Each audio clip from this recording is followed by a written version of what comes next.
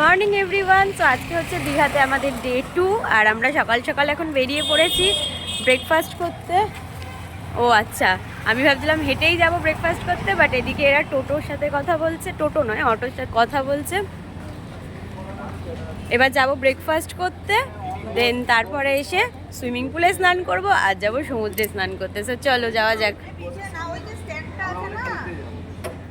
তো চলে এসেছি আমরা আমাদের পূর্ব পরিচিত কাকুর দোকানে ব্রেকফাস্ট করতে। আগের দিন এসে আমরা কাকুর দোকানে ব্রেকফাস্ট করতে পারিনি, সেই কারণে আজকে একদম সকাল সকাল হাজির হয়ে গেছি। এই নিয়ে আমি দীঘাতে আসলাম 3 বার, আর প্রতিবারেরই ব্লগ আমার চ্যানেলেই আপলোড করা রয়েছে। আর তোমরা একটা জিনিস নোটিস করবে, প্রতিবারই যখন আমরা দীঘায় আসি এই কাকুর দোকানেই কিন্তু আমরা ব্রেকফাস্ট করতে আসি। তো এখানেও প্রতিদিনের মতন কেউ কেউ নিয়ে নিয়েছে মুড়ি ঘুগনি, কেউ কেউ নিয়ে নিয়েছে রুটি ঘুগনি। মিঠি ওদিকে অপেক্ষা করছে ফ্রাইড ম্যাগি খাওয়ার জন্য। ব্রেকফাস্ট করে একটু সমুদ্র দেখে গেলাম। এখন স্নান করতে নামাটা একটু রিস্কি হয়ে যাবে, তাই এখন আমরা চলে যাব সুইমিং পুলে স্নান করতে। গানের যাতে কপিরাইট না আসে আমার চ্যানেলে, তাই জন্য আমি সুইমিং পুলের ভিডিওটাকে একটু ফাস্ট ফরওয়ার্ড করে দিয়েছি।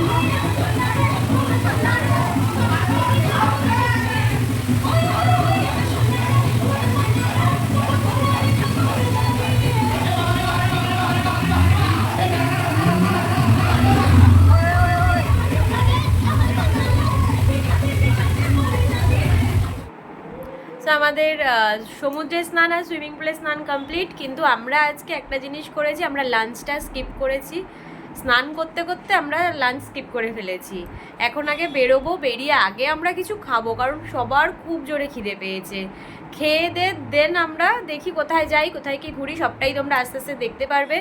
ভিডিওটা স্কিপ না করে দেখো, আশা করছি অবশ্যই তোমাদের ভালো লাগবে। আর আমাদের আজকের আউটফিট চলো তোমাদেরকে একবার দেখিয়ে দিই। ও লিনেন প্যান্টের সাথে একটা ডার্ক নেভি ব্লু কালারের টি শার্ট পরেছে। এবার আমারটা দেখিয়ে দাও। আমি আজকে পরেছি একটা শর্ট কুর্তার সাথে ধুতি প্যান্ট। এই ধুতি প্যান্টটা আমি পয়লা বৈশাখে নিয়েছিলাম, আর সেদিনও কিন্তু পরেছিলাম। তো চলো এবার দেখা হবে বাইরে গিয়ে, আবার কি খাই আগে সেটা আগে দেখি। তো বেরিয়ে আমরা ডিসাইড করলাম খাওয়া দাওয়াটা একটু পরে করি, আগে জগন্নাথ মন্দির দর্শন করে আসি। তো আমরা চলে এসেছি জগন্নাথ মন্দিরে। দেখা যাক এইবার জগন্নাথ মন্দিরে দেখা যায় কি দেখা যায় না, নাকি আগের বারের মতনই কিছু একটা সমস্যা আবার হয়।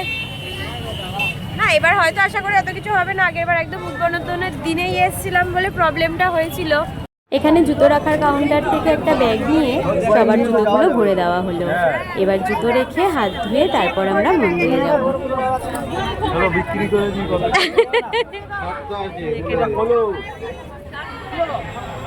সো ফাইনালি আমরা চলে এসেছি জগন্নাথ মন্দিরের ভিতরে।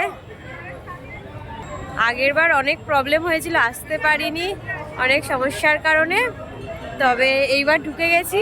দেখা যাক এবার গিয়ে কি হয়। এই যে আমাদের পুরো টিম। দাদা কই গেল? এই যে দাদা, আমাদের টিমের সিনিয়র সিটিজেন। চলো এবার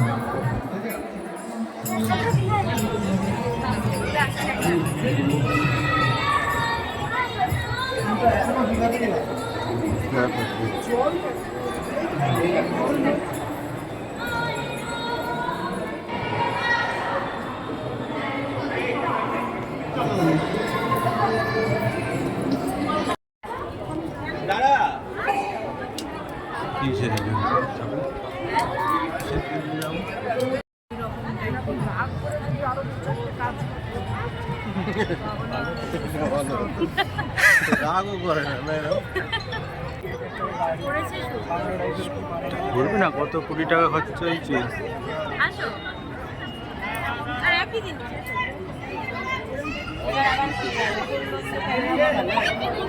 গেট বন্ধ, গেট বন্ধ। জয় জগন্নাথ।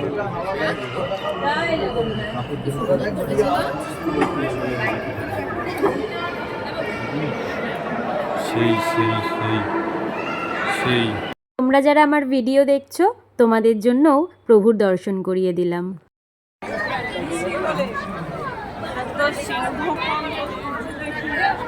আমরা বুঝবো।